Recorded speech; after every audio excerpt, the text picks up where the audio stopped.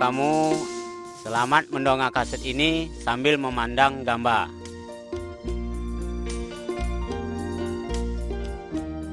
Pada mulanya belum ada sungai, belum ada manusia, belum ada ikan, belum ada pohon-pohon, kayu, belum ada juga burung-burung, belum ada matahari, belum ada bulan, belum ada bintang. Semuanya masih kosong. Keadaan pada waktu itu gelap gulita dan tidak berketentuan. Pada waktu itu hanyalah ada Allah saja. Hanya dengan bercakap saja Allah membuat dunia ini. Yang Allah buat itu adalah bulan bintang, matahari, dan segala rupa.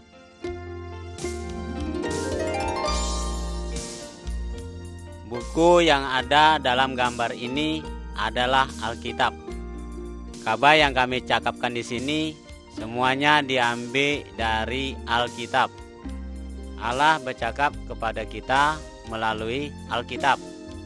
Alkitab mengabarkan tentang Allah dengan perintah-perintahnya. Tuhan sayang nian kepada manusia.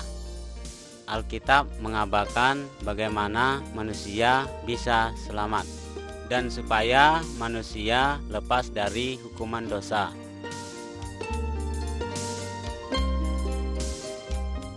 Sesudah Tuhan membuat langit dan bumi, Tuhan juga membuat sungai, pohon, binatang, dan segala isinya. Semua yang dibuat Tuhan itu molek nian. Tuhan juga membuat manusia. Allah mengangkat manusia untuk menjadi penguasa atas semua yang Tuhan telah buat. Allah mau yang Tuhan telah buat semua hidup cukup baik.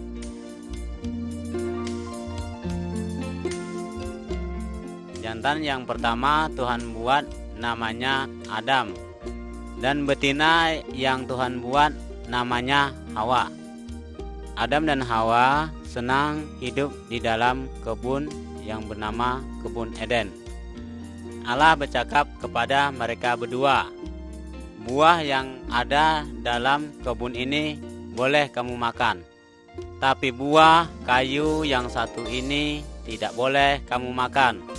Kalau kamu melanggar perintah ini, kamu akan mampus. Tapi iblis datang lalu menipu Adam dengan Hawa. Adam dengan Hawa makan buah yang dilarang oleh Tuhan. Mereka melanggar perintah Tuhan. Mereka telah membuat dosa, sehingga Tuhan menghukum mereka. Adam dengan Hawa telah diusir dari kebun Eden. Tapi Tuhan tetap sayang nian kepada mereka. Allah berjanji akan mengirim seorang juru selamat yang akan menghapuskan dosa mereka.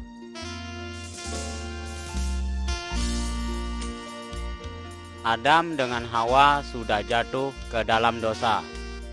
Semua keturunan Adam dengan Hawa sudah jatuh ke dalam dosa. Orang yang memegang belantan ini namanya Kain. Kain adalah anak Adam. Kain benci nian kepada adiknya Habel. Kain memukul Habel sampai mampus. Kain telah berbuat dosa. Awak dengan kamu juga telah berbuat dosa.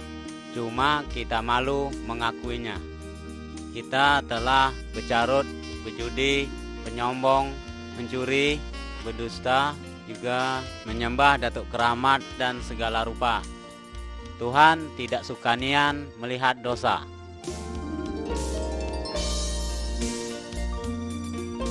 Manusia keturunan Adam dengan Hawa semakin lama semakin jahat, sehingga Tuhan akan menghukum mereka dalam gedang sebagai hukuman dari Tuhan. Tapi masih ada orang yang mau percaya kepada Tuhan. Nama orang tersebut itu namanya Nuh. Tuhan menyuruh Nuh itu membuat perahu yang bosa. Setelah perahu nan bosa itu selesai, Nuh dengan keluarganya masuk ke dalam perahu nan godang. Nuh juga membawa orang lain ke dalam perahu nan godang. Tapi mereka semua tidak mau percaya kalau Tuhan itu akan menghukum mereka.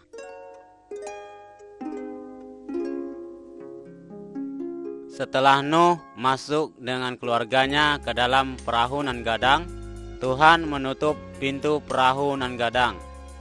Hujan lebat sampai terjadi dalam nan godang. Semuanya tenggelam dalam nan godang itu. Orang yang lain mau ikut Nuh ke dalam perahu nan godang itu, tapi sudah tidak bisa karena Tuhan telah menutup pintu perahu nan godang itu.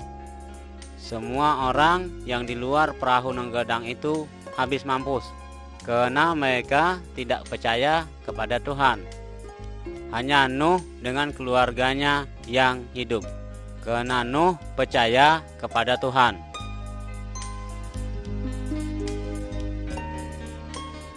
Abraham adalah keturunan dari Nuh. Abraham percaya kepada Tuhan.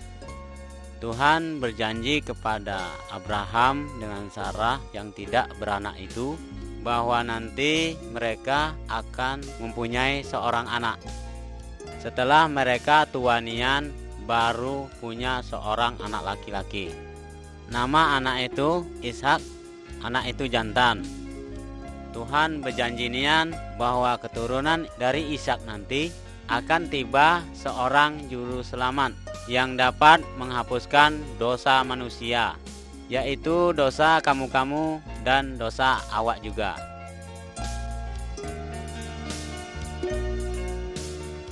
Musa adalah keturunan dari Abraham.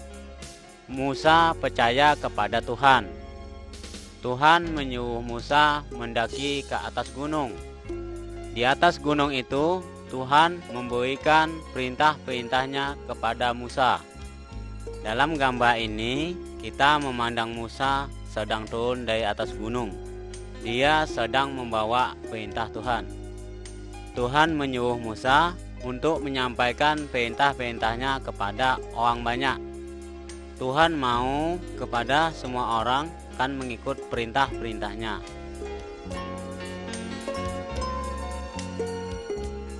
Sebagian dari hukum Tuhan tadi ada dalam gambar ini. Dalam gambar ini, jangan percaya kepada betuah keramat dan jangan percaya kepada jimat-jimat dan buntat-buntat segala rupa. Sekali dalam seminggu kita harus sembahyang kepada Tuhan. 6 hari saja kita boleh bekerja.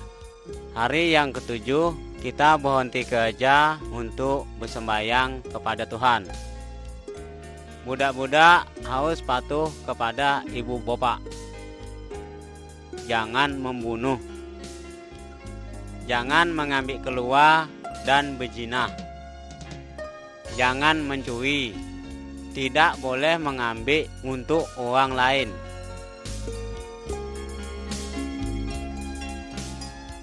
Pada zaman Abraham dan zaman Musa dulu, kalau orang membuat dosa, Tuhan menyuruh dia menyembelih domba. Orang itu menyembelih domba untuk menyesali kesalahannya. Kini kita tidak boleh lagi menyembelih domba atau binatang dan lain sebagai tanda menyesali kesalahannya. Karena Tuhan telah nyata menjadi orang, yaitu Yesus. Dan Yesus telah mati untuk mengampuni dosa kita. Yesus menanggung dipukuli dan bahkan sampai dibunuh. Tapi pada hari yang ketiga, Yesus hidup lagi. Seharusnya awaklah yang menerima hukuman itu, karena awak telah banyak membuat kesalahan. Tapi karena Tuhan sayang nian kepada awak, sehingga hukuman itu diambilnya dan ditimpakannya kepada dirinya sendiri. sehingga awak nan percaya kepadanya tidak binasa, tapi awak dapat hidup selama-lamanya. Kalau awak mengaku dosa dan percaya kepada Yesus, maka dosa awak akan diampuni oleh Yesus.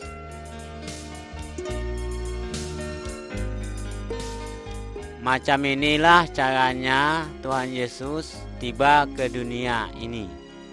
Yesus menepati janji Tuhan kepada Adam dengan Hawa. Ada satu orang gadis nan bernama Maria. Inya masih perawan, belum pernah tidur dengan jantan. Inya telah bertunangan dengan seorang jantan yang namanya Yusuf. Pada suatu hari, malaikat tiba kepada Maria. Malaikat itu bercakap, Roh Suci akan membuat engkau bunting seorang anak jantan. Budak itu harus dibagi nama, yaitu Yesus. Yesus adalah juru selamat yang dapat menghapuskan dosa manusia. Malaikat itu juga yang mengabarkannya kepada Yusuf di dalam mimpinya. Yusuf belum pernah melakukan hubungan laki bini dengan Maria sampai Yesus lahir.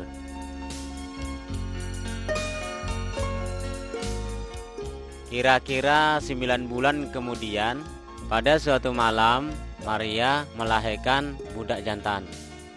Pada malam itu juga, malaikat Tuhan tiba kepada orang-orang yang sedang menjaga kambing domba. Malaikat itu bercakap kepada mereka, malam ini juru selamat yang dijanjikan oleh Tuhan sudah lahir. Namanya Yesus. Sesudah itu orang-orang yang menjaga kambing domba pergi mencari Yesus untuk menyembah Yesus. Yesuslah yang dapat menghapuskan dosa manusia.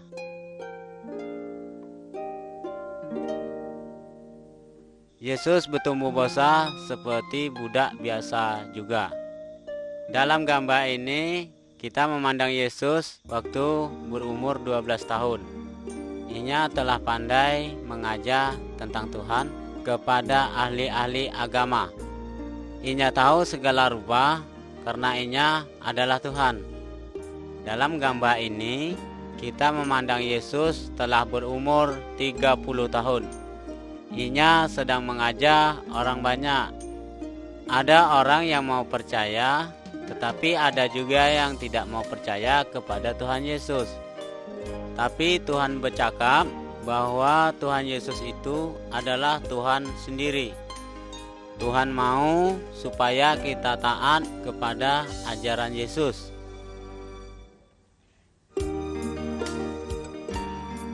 Tuhan yang kita percaya itu namanya Yesus. Yesus hebat nian dan berkuasa nian. Yesus lebih berkuasa dari setan ataupun dukun. Dalam gambar ini, Yesus dapat menyembuhkan orang buta. Yesus dapat menghidupkan orang mati. Yesus dapat berjalan di atas air. Yesus adalah Tuhan dan berkuasa nian.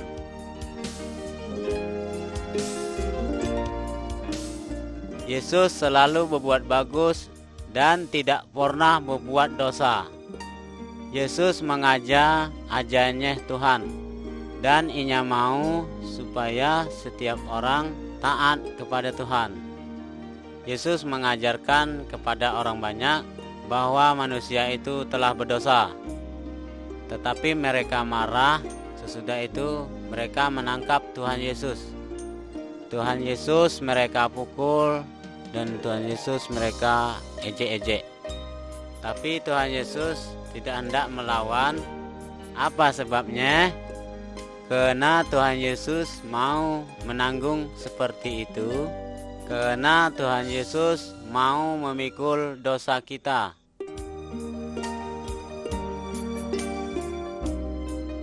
Setelah mereka menyiksa Tuhan Yesus, mereka menyalibkan Tuhan Yesus di tiang salib.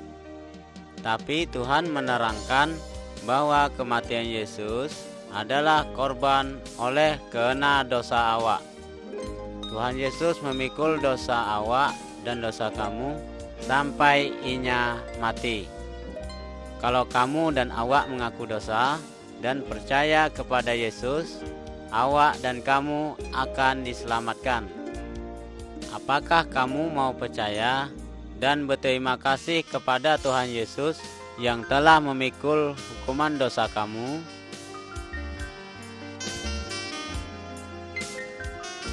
Setelah Tuhan Yesus mati di salib, seorang kawan Yesus menguburkan Tuhan Yesus dalam sebuah kubur dalam bukit batu. Lalu pintu kubur itu ditutup dengan batu bosa. 3 hari setelah itu, Maria dengan kawan-kawannya tiba ke kubur. Tetapi Tuhan Yesus tidak ada di sana. Yang ada malaikat. Malaikat itu bercakap kepada mereka, "Tuhan Yesus tidak ada di sini. Tuhan Yesus hidup kembali."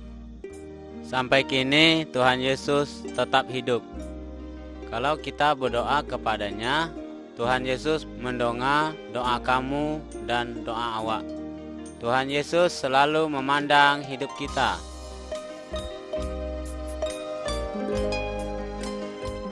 Setelah Tuhan Yesus hidup dari kematiannya, banyak orang memandanginya dan bercakap denganinya. Seorang muridnya yang namanya Thomas tidak ada pada waktu Tuhan Yesus tiba, sehingga Thomas tidak percaya kalau Yesus hidup lagi. Kemudian Thomas bercakap, "Kalau awak belum memandang luka bekas paku di tangannya, awak tidak percaya kalau inya sudah hidup lagi." Kemudian Yesus tiba kepada Thomas dan menunjukkan bekas luka di tangannya. Barulah Thomas percaya bahwa Yesus hidup lagi, karena inya telah memandang bukti. Tapi Tuhan Yesus mau supaya kita percaya kepada inya, walaupun kita belum memandang inya dengan mata kita sendiri.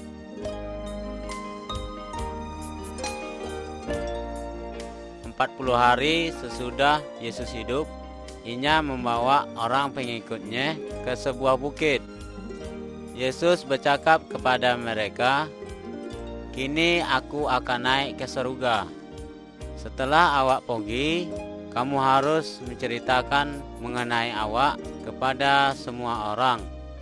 Bilang bahwa awak sudah disalib untuk memikul hukuman dosa mereka. Kalau orang percaya kepada awak, dosanya akan diampuni. Nanti inya boleh tinggal bersama awak di surga."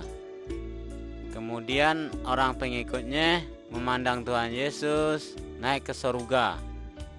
Sesudah itu tiba 2 malaikat dan bercakap kepada orang pengikut Tuhan Yesus, "Suatu hari nanti Tuhan Yesus akan tiba kembali.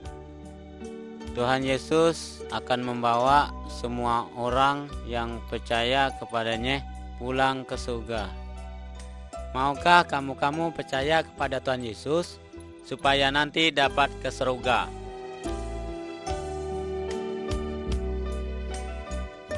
Tiang salib membuat kita ingat akan kasih Tuhan Yesus. Tuhan Yesus tidak berbuat dosa. Walaupun demikian, inya rela menanggung dan mati di salib untuk memikul hukuman dosa kita, yaitu dosa awak dan dosa kamu juga.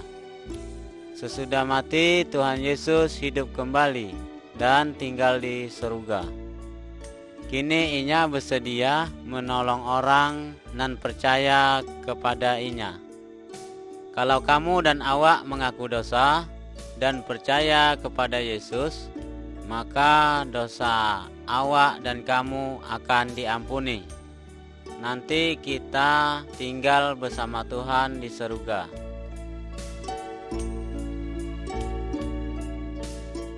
Yesus bercakap, ada 2 jalan, yaitu jalan nan lebar juga jalan nan sempit. Setiap orang sejak inya lahir sudah ada di jalan nan lebar. jalan nan lebar menuju hukuman ke dalam api nan tidak bisa padam.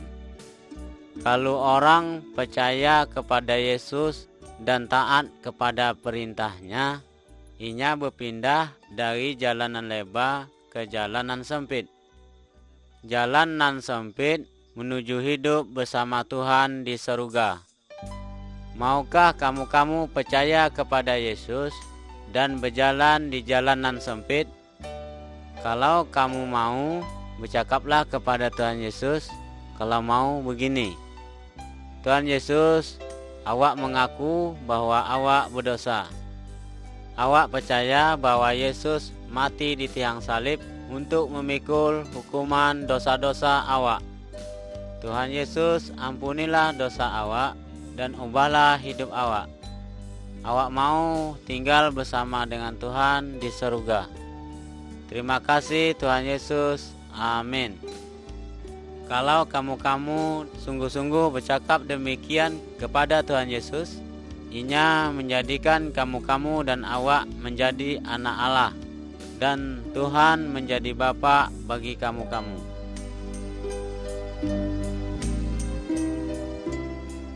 Kalau kita percaya bahwa Yesus mati untuk memikul hukuman dosa kita, maka kita akan diampuni. Tuhan Yesus mengubah hidup kita untuk lebih baik. Orang yang telah mengalami hal yang macam inilah dan sebenarnya yang disebut orang sudah percaya. Inya dapat menyebut Allah itu Bapa, dan inya disebut anak Allah. Tuhan sayang nian kepada semua orang dari segala macam suku dan segala macam bangsa. Dalam gambar ini kita memandang Tuhan Yesus sedang menerima semua orang yang percaya kepadanya. Tuhan mau supaya kamu dan awak juga percaya kepada Tuhan Yesus dan menjadi anak-anak Tuhan.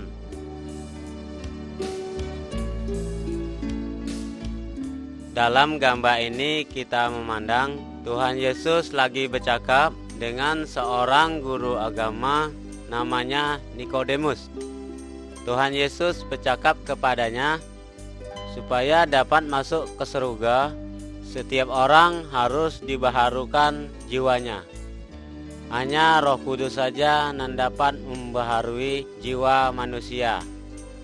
Awak sendiri tidak bisa membaharuinya, karena awak sudah banyak berbuat dosa.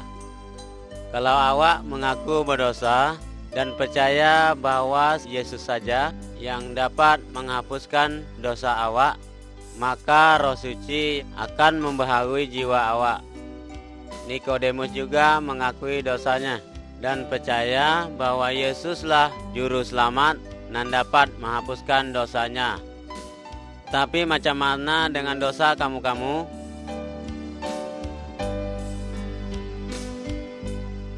Waktu Tuhan Yesus ada di dunia ini, inya telah berjanji akan mengirim penolong kepada orang pengikutnya. Setelah Tuhan Yesus pulang ke surga, orang pengikutnya dan berkumpul berdoa bersama. Waktu itu juga Roh Suci tiba tinggal di dalam mereka. Roh Suci membagi kepada mereka kuasa untuk melakukan segala perintah Tuhan Yesus. Roh Suci menghibur dan menolong mereka. Roh Suci menolong mereka untuk mengerti firman Tuhan. Roh Suci tinggal dalam setiap orang yang menyerahkan diri kepada Tuhan Yesus. Roh Suci menolong mereka untuk melaksanakan hal-hal yang menyenangkan hati Tuhan. Orang yang percaya Yesus tidak boleh untuk minta tolong kepada roh yang lain. Roh Suci mau nian menolong orang yang telah percaya, tetapi hanya untuk melakukan hal-hal yang menyenangkan Tuhan.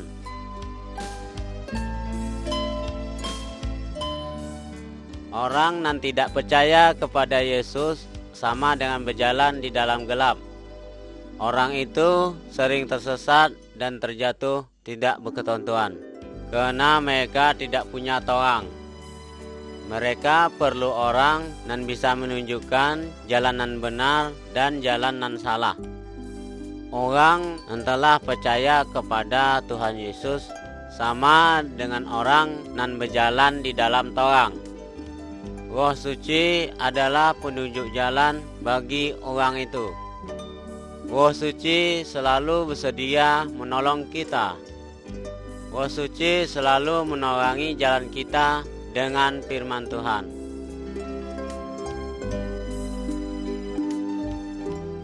Orang yang telah percaya adalah milik Tuhan Yesus.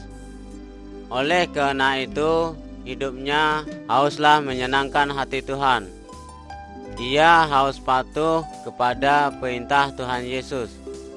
Harus setia dalam sembahyang.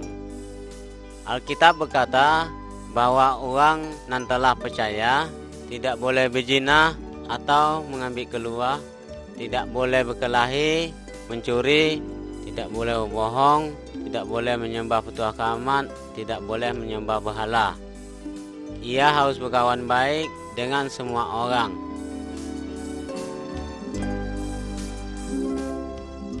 Keluarga orang yang telah percaya harus hidup mengikut firman Tuhan. Laki yang telah percaya harus sayang kepada bininya. Bini yang telah percaya harus hormat kepada lakinya. Laki bini harus saling tolong-menolong.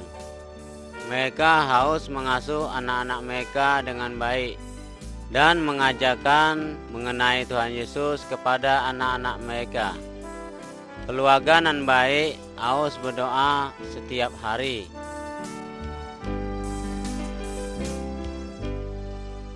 Tuhan menyuruh dan telah percaya untuk mengasihi semua orang, termasuk orang yang berbuat jahat kepadanya.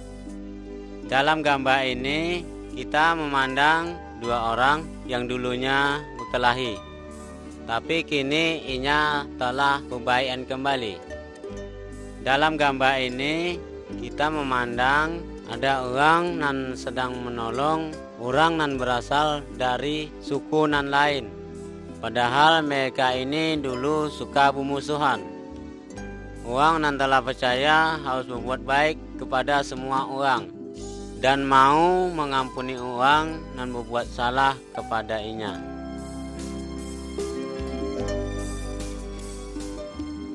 Dalam gambar ini kita memandang dua orang yang sedang membakar patung petua keramat dan jimat-jimat. Orang yang telah percaya Tuhan Yesus tidak boleh percaya lagi kepada petua keramat, pada patung, pada jimat-jimat, dan kepada berhala. Tuhan Yesus lebih berkuasa dari segala macam petua keramat, patung berhala, dari segala jimat-jimat. Kalau kamu sakit atau merasa takut, jangan minta tolong lagi kepada patung berhala ataupun petua keramat dan juga jimat-jimat. Minta tolonglah kepada Tuhan Yesus. Tuhid yakinlah kepada Tuhan Yesus. Berdoalah kepadanya. Cakapkan apa yang kamu perlu. Tuhan Yesus sayang nian kepada kamu. Tuhan Yesus mendengar doa-doa kamu dan selalu bersedia menolong kamu.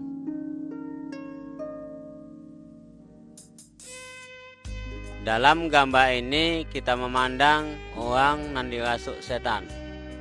Segala tali dan rantai yang mengikat dia itu dapat dia putuskan, karena setan yang ada di dalamnya kuat nian. Tuhan Yesus tiba dan mengusir setan dari dalam orang itu. Orang itu menjadi sembuh dan baik lagi. Setan keluar dari orang itu terbirit-birit, karena Tuhan Yesus lebih berkuasa daripada setan. Karena setan, iblis takut kepada Tuhan Yesus. Jangan menyembah setan atau petua keramat. Kalau kamu diganggu oleh setan, jangan minta tolong kepada dukun atau petua keramat. Minta tolonglah kepada Tuhan di dalam nama Yesus. Tuhan Yesus akan mengusir setan-setan itu.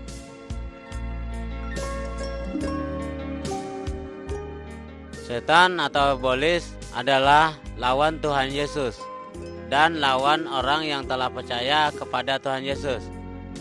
Setan atau iblis berusaha supaya orang yang sudah percaya itu lupa kepada Tuhan.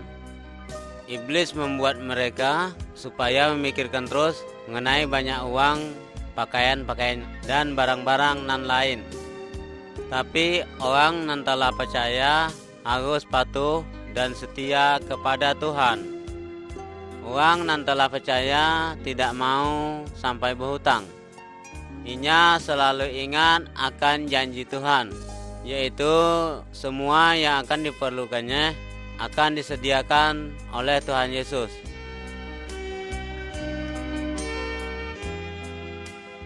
Dalam gambar ini kita memandang anak jantan. Anak jantan ini yang telah banyak berbuat dosa. Ia menghaburkan uang yang diperoleh dari bapaknya. Ia pergi main judi, mabuk, berzina, dan berjudi dengan sekehendak hatinya. Setelah duitnya habis dan kawan-kawannya pergi, baru dia menyesal. Inya kembali lagi kepada bapaknya dan meminta ampun. Karena bapaknya sayang nian kepada Inya diampuni dan diterima kembali. Kalau awak juga berbuat dosa lagi, awak juga menyesal dan bertobat. Awak harus mengakui dosa awak kepada Tuhan Yesus. Tuhan Yesus sayang nian kepada awak. Tuhan Yesus pasti mengampuni dosa awak.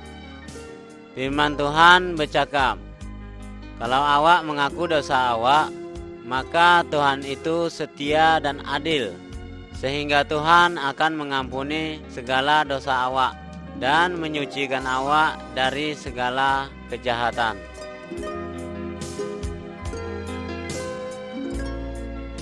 Dalam gambar ini kita memandang ada orang terbaring karena sakit.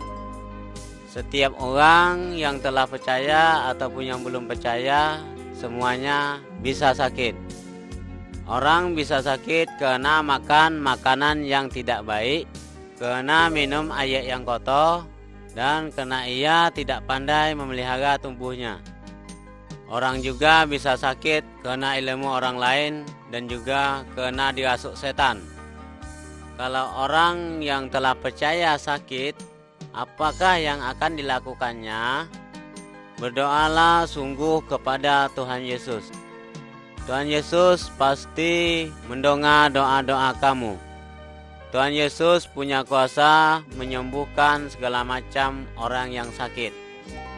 Kalau ada dokter dan rumah sakit, boleh juga berobat ke sana. Tuhan Yesus juga dapat memakai obat-obatan untuk menyembuhkan kamu-kamu. Tapi jangan pergi kepada dukun atau petuah keramat. Minta tolong bantulah kepada Tuhan Yesus.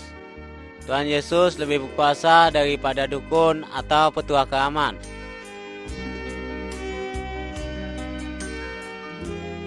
Kalau orang yang telah percaya Tuhan Yesus, inya mati, badannya akan dikuburkan, tapi jiwanya akan ke surga karena dosanya telah diampuni Tuhan Yesus.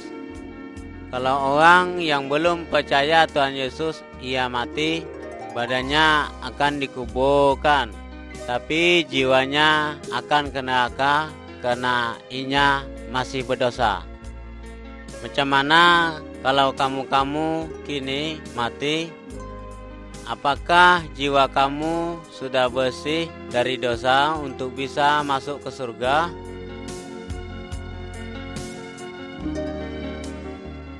Setiap bagian dari tubuh kita ini ada gunanya masing-masing. Mata untuk memandang, telinga untuk mendongak, mulut untuk bercakap, hidung untuk bernapas, kaki untuk berjalan. Kalau ada satu bagian tubuh yang sakit, semuanya tubuh itu merasakan sakit. Allah mengatakan bahwa setiap orang nan telah percaya sama seperti bagian-bagian yang dari tubuh. Dan Tuhan Yesus sebagai kepala dari bagian tubuh itu. Setiap orang nan telah percaya punya tugas nan berbeda-beda. Ada yang berkhotbah, ada yang menolong orang lain, ada juga yang bisa menyanyi memuji Tuhan, dan segala rupanya. Setiap orang nan telah percaya adalah saksi bagi Yesus. Setiap orang nan telah percaya harus mengasihi dan saling menolong dan saling membantu.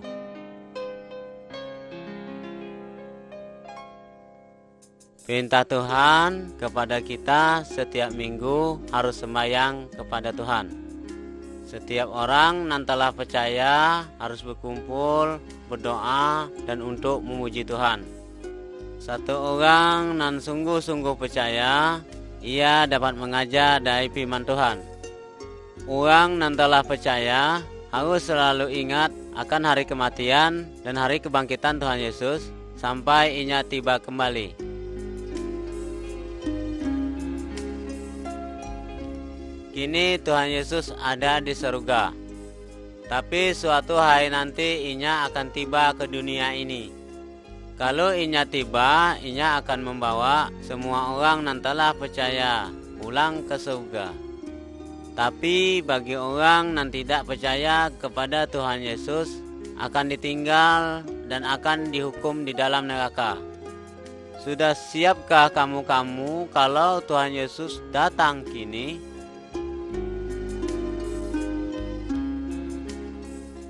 Dari batang kayunya kita mengharapkan akan timbul buah. Dahan yang tidak berbuah akan dipotong dan dibuang ke dalam api. Tuhan Yesus merumpamakan dirinya seperti batang kayu, dan orang yang telah percaya sebagai dahan-dahannya. Dari orang yang telah percaya, Tuhan Yesus mengharapkan timbul buah-buah yang baik. Yang dimaksud dengan buah-buah itu ialah kasih, lemah lembut, damai sejahtera, sukacita, kebaikan, bersedia menolong orang, jujur, dan hidup yang suci. Buah-buah itu akan timbul dalam hidup orang yang telah percaya karena kuasa Roh Suci. Hidup orang yang telah percaya kepada Tuhan Yesus harus lebih baik daripada hidupnya yang dulu.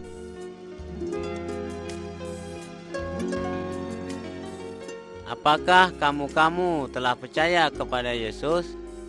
Kalau kamu betul-betul percaya, cakapkanlah kepada keluargamu, karena Yesus itulah yang sangat baik. Cakapkanlah juga kepada kawan-kawanmu bahwa Yesus juga sayang kepada mereka. Cakapkanlah kepada kawanmu bahwa hatimu telah tenang dan tidak lagi takut kepada setan atau petuah keramat. Tuhan Yesus telah menyediakan tempat di surga bagi kamu yang benar-benar percaya. Cakapkanlah kepada semua orang bahwa ada tempat di surga bagi semua orang yang mau percaya kepada Tuhan Yesus. Tapi ada tempat hukuman di neraka bagi orang yang tidak mau percaya kepada Tuhan Yesus. Cakapkanlah kepada semua orang bahwa Yesus ingin menyelamatkan semua orang supaya tidak dihukum di neraka. Maukah kamu bersaksi untuk Tuhan Yesus? Pikirkanlah ini baik-baik dan ambillah keputusan yang benar. Tuhan Yesus memberkati kita semua.